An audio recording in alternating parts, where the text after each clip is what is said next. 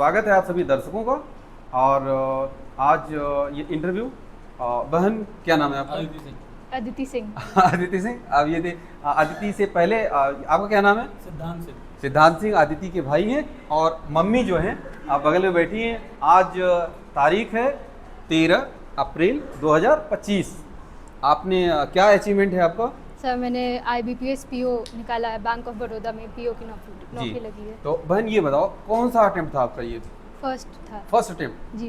क्या बात है। फर्स्ट अटेम्प्ट मतलब बहुत कम ऐसे लोग, रेयर लोग होते हैं जो फर्स्ट अटेम्प्ट में ये सक्सेस, चाहे वो किसी लेवल में, स्टेट या IAS पीस जो भी है वो होता है। ये बताइए कितनी पढ़ाई की हो आप? सर मतलब डेली करते हैं, अब उसका नहीं पता कितनी की रहे। सबसे पहले ये बताओ मम्मी कितनी मार्क पिटाई की हैं आपकी इस तैयारी के पीछे? तैयारी में नहीं की है। तैयारी में कमी नहीं। कि कितना इस सक्सेस के लिए कितना आपको डेडिकेशन, कितना डेडिकेशन था आपका और कितना समय देना पड़ा आपको? सर मतलब 6 या 7 महीने तो लग के पढ़ना पड़ा। एकदम स्टार्टिंग से पूरा, चाहे जो चीज़ आती हो नहीं भी आती हो सब पढ़ा। भले ही हमें लगे कि हमें आती है तब भी पढ़ा, इस वजह से। जी अदिति और दर्शकों दोनों से मैं कहना चाहता हूँ कि एक तो होती है तैयारी और एक होता है डेडिकेशन। डेडिकेशन में मतलब सारा ताला चाबी सब बंद करके, सब रिश्तेदार और ये सब छोड़ छाड़ करके सिर्फ पढ़ाई में लग जाना, सब काम धाम छोड़ करके।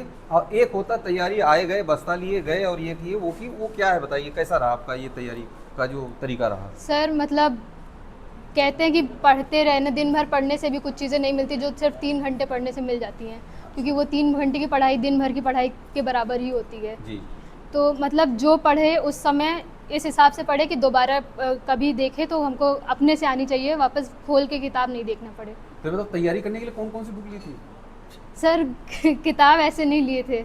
एक मिनट। हाँ। क्योंकि हम देखते हैं जब तैयारी करने लगते हैं ना, तो कोई भी बच्चा तैयारी करता है तो मैक्सिमम बच्चे जाते हैं यूनिवर्सिटी रोड में, प्रयागराज या कहीं का भी हो, और ले जाकर कि जो बुक अच्छी लगती है ले जाके सिरहाने लादते रहते हैं, देखते रहते हैं रोज। और पढ़ाई अब बताइए आगे। तो सर मैंने कोई ऐसी पढ़ने के लिए बुक नहीं ली थी, क्लास करते थे और नोट्स अपने हाथ से बनाते थे। जी। सिर्फ बुक्स ली हैं तो वो क्वेश्चन सॉल्व करने के लिए है। एक चीज और बताइए, बहुत इंपॉर्टेंट बात, कि एक साथ कितनी नौकरियों की तैयारी करनी चाहिए या एक ही करनी चाहिए? सर पढ़ाई तो ज़्यादातर नौकरियों की लगभग सिमिलर होती है, तो जिनकी भी सिमिलर है। कैसे जो SSC कर रहा है और जो बैंक की कर रहा है या जो UPSC की कर रहा है, कैसे एक जैसे है RO ARO की जो कर रहा है, बताइए। तो सर जो एक जैसे एग्ज़ाम होते हैं उनकी बात कर रहे हैं। जैसे बैंकिंग में सारे बैंक के एग्ज़ाम्स डिफरेंट, जो चाहे क्लर्क हो, PO RRB के एग्ज़ाम्स पैटर्न थोड़े डिफरेंट होते हैं, मगर पढ़ाई सेम होती है, उनकी बात कर रही हूँ। और SSC की जहाँ तक है, GA में GK में थोड़ा फ़र्क आता है, वरना बाकी बहुत सिमिलर क्वेश्चन पैटर्न। सबसे मजबूत सब्जेक्ट कौन था? इंग्लिश।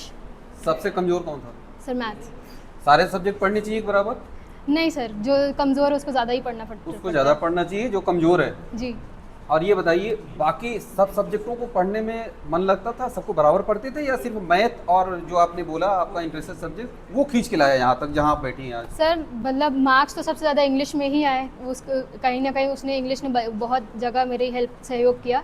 बट पढ़ाई में सबसे ज़्यादा मेहनत मैथ्स में की, तो इम्प्रूवमेंट सबसे ज़्यादा मैथ्स में हुआ। ये बताइए कुछ बच्चे ऐसे हैं जिनके पास पैसा नहीं है और जिनके पास कुछ पैसा है भी, वो सेल्फ स्टडी करके घर में पढ़ना चाहते हैं, उनके लिए, और जो लोग कोचिंग में आके पढ़ना चाहते हैं, दोनों में अंतर बताइए, दोनों का इम्पोर्टेंस क्या है? सर सेल्फ स्टडी वो इंसान कर सकता है जिसको अपनी बारे में सब पता है कि हाँ मैं जो कर रही हूँ उसका पूरा ज्ञान है, क्योंकि कहीं ना कहीं हम लोग सेल्फ स्टडी में हमको लगता है कि हम बहुत पढ़ रहे हैं, भले ही वो पढ़ाई उतनी इम्पोर्टेंट है कि नहीं है वो हम नहीं जानते अपने हिसाब। तो अगर आप डेली अपने आप को रिव्यू कर रहे हैं कि आपने क्या किया, पूरे दिन क्या किया, अगर आप ईमानदारी से वो कर रहे हैं तो आप सेल्फ स्टडी कर सकते हैं। नहीं तो कोचिंग आना में आपको राह मिलती है और ऐसे लोग मिलते हैं, जो ग्रुप मिलता है। कई बार ऐसा होता है जो मैं उठ के जाने वाली थी घर की, मैं थक गई हूँ, बट मेरे दोस्तों ने मुझे रोका कि नहीं पूरे कंप्लीट करके ख़त्म करके तब जाओ। तो वो सपोर्ट आपको कहीं और नहीं मिलता। जी। तो ये बताइए मैम, क्या नाम आपका? प्रभा सिंह।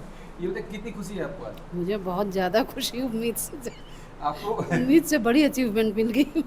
अदिति ये बताओ सबसे पहले कौन रोया था, मम्मी या आप, जब ये रिजल्ट के बारे में पता चला? रोया नहीं था मैं।